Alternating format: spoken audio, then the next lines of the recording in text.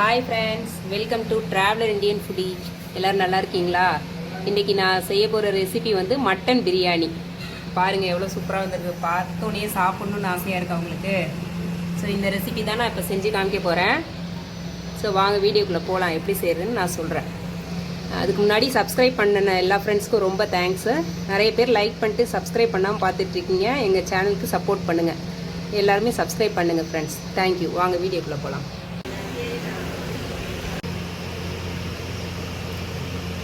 Mutton பிரியாணிக்கு தேவையான பொருட்கள் 2 கிலோ மட்டன். 2 கிலோ மட்டன் வாங்கியிருக்கேன். அதுக்கு 2 கிலோ பிரியாணி அரிசி, 1 கிலோ தக்காளி அரைச்சி வச்சுக்கோங்க, 1 கிலோ பல்லாரி வெங்காயம், அப்புறம் ஒரு 4-5 பச்சை மிளகாய் கட் பண்ணது, தாளிக்கிறதுக்கு பட்டை கிராம்பு அதெல்லாம் எடுத்துக்கணும் கொஞ்சம், தேவையான அளவு உப்பு, பிரியாணி மசாலா 2 ஸ்பூன், இஞ்சி பூண்டு மிளகு ஜீரகம் பேஸ்ட் வந்து ஒரு 5 ஸ்பூன் எடுத்துக்கணும், அப்புறம் எண்ணெய் கொஞ்சம் தேவையான அளவு, நெய் தேவையான அளவு, புதினாவும் ஒரு கட்டு எடுத்துக்கலாம்.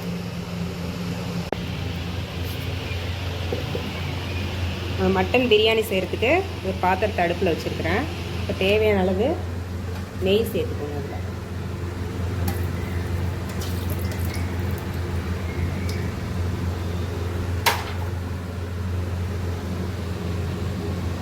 அதில் எண்ணெயும் தேவையான அளவு சேர்த்துக்கணும்.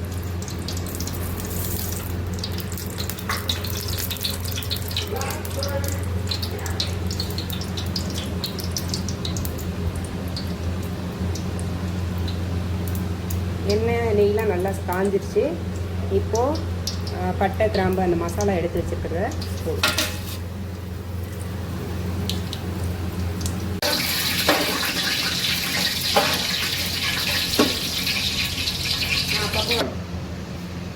இப்போ நம்ம போட்ட அந்த சோம்பு பட்டை கிராம்புலாம் நல்லா வெடித்து வந்துருச்சு. இந்த டைமில் வந்து ஒரு 4-5 பச்சை மிளகாய் சேர்த்துக்கோங்க. காரம் அதிகமாக வேணும்னா ஒரு 6-7 பச்சை மிளகாய் சேர்த்துக்கோங்க. அப்படி தேவையில்லைன்னா ஒரு 4 சேர்த்துட்டா போதும்.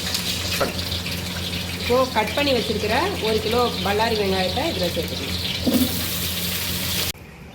பிரியாணிக்கு அரிசியை வந்து நம்ம வெங்காயம் வதக்கிட்டு இருக்கும் போதே எவ்வளோ அரிசி எடுத்துருக்கோமோ அதை அளந்து கப்பால் எடுத்து வச்சுக்கோங்க. இப்போ 2 கப் அரிசி எடுத்துருந்தீங்கன்னா 4 கப் தண்ணி ஊற்றிக்கணும். ஸோ அளந்து எடுத்து வச்சு களைஞ்சி எடுத்து வச்சுக்கோங்க ரெடியாக. பாருங்கள் ஃப்ரெண்ட்ஸ், வெங்காயம் இந்த பச்சை மிளகாய் எல்லாம் எப்படி வதங்கி வந்திருக்கு பாருங்கள், ப்ரௌனாக வந்துருச்சு. ஆனால் பிரியாணிக்குங்கும் போது இன்னும் கொஞ்சம் நல்லா வதங்கணும். நல்லா கோல்டன் ப்ரௌனாக வதங்குற வரைக்கும் இதை வச்சுருக்கணும். இன்னும் ஒரு 5 மினிட்ஸ் கழித்து நம்ம பார்ப்போம். வெங்காயம் நல்லா வதங்கி வந்துருச்சு. இப்போ இந்த ஸ்டேஜில் வந்து இஞ்சி பூண்டை சேர்த்துப்போம். 4 ஸ்பூன் இஞ்சி பூண்டை அரைச்சி வச்சுருக்கேன். அதை இது கூட சேர்த்துக்கலாம்.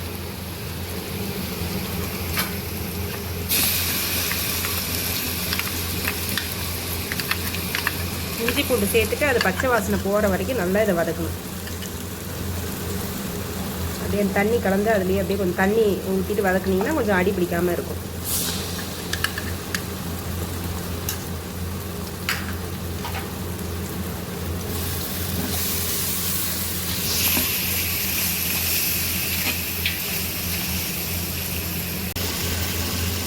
இஞ்சி பூண்டு பச்சை வாசனை எல்லாம் போய் நல்லா வாசனை வருது. இந்த ஸ்டேஜில் வந்துட்டு நம்ம அரைச்சி வச்சுருக்கிற 1 கிலோ தக்காளியை இதில் வச்சு சேர்த்துக்கணும்.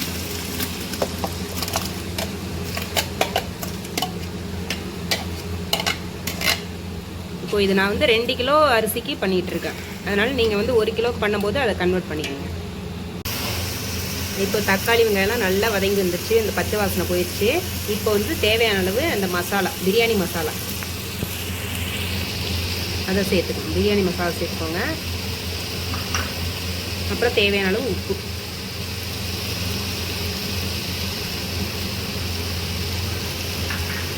நல்லா இதை கலந்து விட்டுருங்க.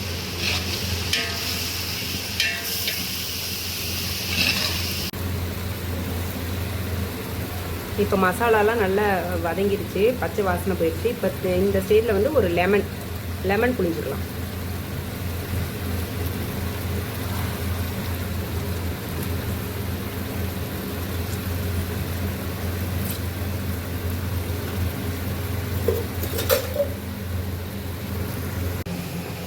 இப்போ அரிசி வந்து நான் 2 கப் எடுத்திருக்கேன். 2 கிலோ எடுத்திருக்கேன். அந்த ஒரு கப்பால் 2 கப் அளந்து வச்சுருக்கேன். அதை களைஞ்சி எடுத்துகிட்டு வந்து வச்சுக்கிட்டேன். அதுக்கு 2 கிலோ மட்டன் ஆட்டுக்கறி எடுத்துகிட்டு வந்திருக்கேன். அதை வேக வச்சு எடுத்துக்கோங்க. ஆட்டுக்கறியை ஒரு 3/4 வேகிற அளவுக்கு வேக வச்சு அது தனியாக தனியாக எடுத்து வச்சுக்கோங்க. கறி வேக வைக்கும்போது அதில் கொஞ்சோண்டு இஞ்சி பூண்டும் மஞ்சத்தூளும் போட்டு நான் வேக வச்சு எடுத்து வச்சுருக்கிறேன். இப்போ அந்த அரிசி 1 கப்புன்றதுனால நான் இப்போ 2 கப்பு இந்த கறி தண்ணியோட கொஞ்சம் தண்ணியை மிக்ஸ் பண்ணியிருக்கேன். கறி வேகிற அளவுக்கு தண்ணி வச்சு வேக வச்சுட்டு அதோட கொஞ்சம் தண்ணியை மிக்ஸ் பண்ணி அளந்து வச்சுருக்கேன். இப்போ இந்த தண்ணியை பிரியாணியை அந்த மசாலாவோட ஆட் பண்ணிக்கலாம். இப்போ இந்த தண்ணி அளந்து எடுத்து வச்சுருக்கிற தண்ணியை இது கூட ஆட் பண்ணிக்கலாம்.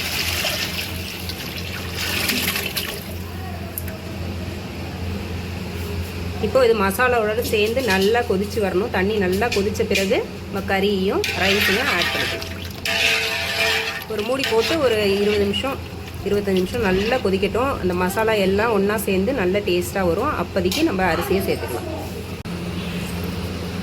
இப்போ தண்ணி நல்லா கொதிச்சிருச்சு. இந்த டைமில் நீங்கள் டேஸ்ட் பார்த்துக்கோங்க. உப்பு உரப்புலாம் கரெக்டாக இருக்குன்னு பார்த்துட்டு தேவைன்னா உப்பு கொஞ்சம் ஆட் பண்ணிக்கோங்க. இப்போ இதோட கறி வேக வச்சு எடுத்து வச்சுருக்கிற கறியை ஆட் பண்ணிக்கலாம்.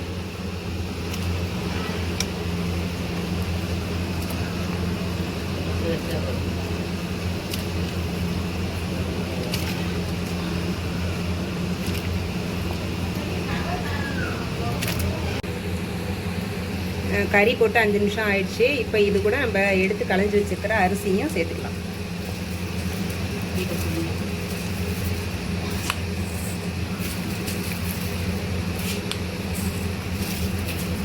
அரிசியை போட்டு ஒரு தடவை அப்படியே கிண்டி விட்டுருங்க. எல்லா மசாலா கலக்கிற மாதிரி ஒரு டைம் மட்டும் கிண்டி விட்டுட்டு அப்படியே மூடி போட்டு ஒரு 10 நிமிஷத்துக்கு வச்சா அரிசி வெந்துடும். அதுக்கப்புறம் தம் போட்டுக்கலாம் மேலே. பிரியாணி செய்யும்போது எப்பொழுதும் அடிக்கடி கிண்டிகிட்டே இருந்தால் அரிசி உடஞ்சிரும். அதனால் ஒரு டைம் மட்டும் கிண்டி விட்டுருவோம். பாருங்கள், நல்லா அரிசி நம்ம போட்ட அரிசி எல்லாம் வெந்து வந்துருச்சு. 3/4 பதத்துக்கு வெந்து வந்துருச்சு. இப்போ வந்து நான் இதில் தம் வைக்க போகிறேன். மேலே நெருப்பு எடுத்து தம் வைக்க போகிறேன். இப்போ பிரியாணிக்கு தம் வச்சாச்சு ஃப்ரெண்ட்ஸ். இப்போ நீங்கள் சப்போஸ் ஸ்டவ்வில் பண்ணிங்கன்னா, இப்போ நான் அடுப்பில் பண்ணுறதுனால நெருப்பு வச்சுருக்கேன். நீங்கள் ஸ்டவ்வில் பண்ணீங்க அப்படின்னா ஒரு பாத்திரத்தில் தண்ணி நிறையா பிடிச்சி அது மேலே வச்சுருங்க. அப்படியே அதுவும் நல்லாயிருக்கும். அப்போ இப்போ இந்த ஸ்டேஜில் வந்து ஸ்டவ்வை வந்து சிம்மில் வச்சுக்கணும். ஃபாஸ்ட்டில் வைக்காமல் சிம்மில் வச்சு பண்ணிங்கன்னா கரெக்டாக வந்துடும். இப்படியே ஒரு 1/4 மணி நேரம் விட்டோம்னா நமக்கு பிரியாணி ரெடி ஆகிடும். இப்போ தம்மை வந்து வெளியில் எடுத்து பார்ப்போம். மூடியை திறந்து பார்ப்போம் எப்படி இருக்குன்னு. சூப்பராக வந்து பிரியாணிக்கு பாருங்கள். அப்படியே தண்ணி எல்லாம் அப்படியே எல்லாம் சுண்டிடுச்சு. நல்லா பொலன்னு வந்துடுச்சு பிரியாணி. கறி எல்லாம் ஒன்றா கலந்து சூப்பராக வந்துடுச்சு. கறியெல்லாம் நல்லா சாஃப்டாக வந்துடுச்சு. ஸோ அவ்வளோதான் ஃப்ரெண்ட்ஸ், மட்டன் பிரியாணி ரெடி ஆகிடுச்சு. இதே மாதிரி நீங்களும் வீட்டில் ட்ரை பண்ணி பார்த்துட்டு நல்லா சாப்பிடுங்க.